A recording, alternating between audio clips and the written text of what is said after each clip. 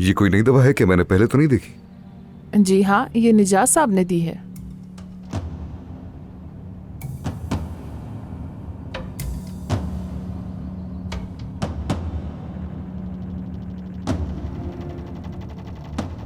अगर ये दवा डॉक्टर ने दी है तो उनके कहने के मुताबिक मुझे खा लेनी चाहिए।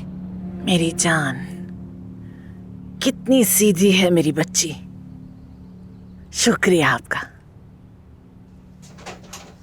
सब ठीक है, फिक्र करने की कोई जरूरत नहीं। देखो ना, तुम्हारी मोहब्बत से ही बेहतर होती जा रही हूँ और मेरा कहीं जाने का भी कोई इरादा नहीं। अब से हम दोनों मिलकर बहुत अच्छे दिन गुजारेंगे।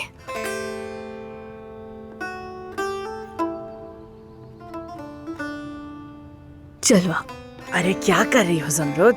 आराम से बेटी, ठहर जाओ जरा। अभी तुम ठीक नहीं हो कि उठ के बैठ जाओ। अदनान प्लीज तुम इसे नीचे खाने पर मत जाने देना। मैं खुद ट्रे तैयार करके ऊपर ले आऊंगी, ठीक है ना? साहिबा, ठीक है।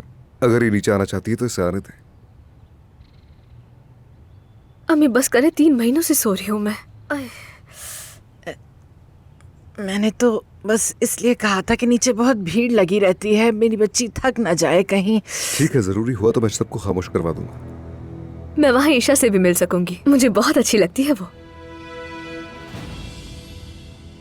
अच्छा, जैसे तुम्हें ठीक लगे। ओह, इसकी खुशबू कितनी प्यारी, देखो तुम भी सूंघो। इसमें क्या है ऐसा? इसके अंदर सूखे हुए फूल हैं, इसका नाम लेवेंडर है। ओ, इतने बड़े फूल इतनी छोटी जगह आ कैसे गए, मुझे समझ नहीं आ रहा। अब मैं इन बड़े फूलों को छोटा करके इन थैलों में डाल रही हूँ, लेकिन मेरा ये सीक्रेट आप किसी को नहीं बताएंगी। काश कि आप इसकी तरह मुझे भी छोटा कर सकती। मगर वो क्यों? अगर मैं दोबारा छोटी हो सकती तो जाके अपने बाबा की जेब में छुप जाती, किसी को पता नहीं चलता।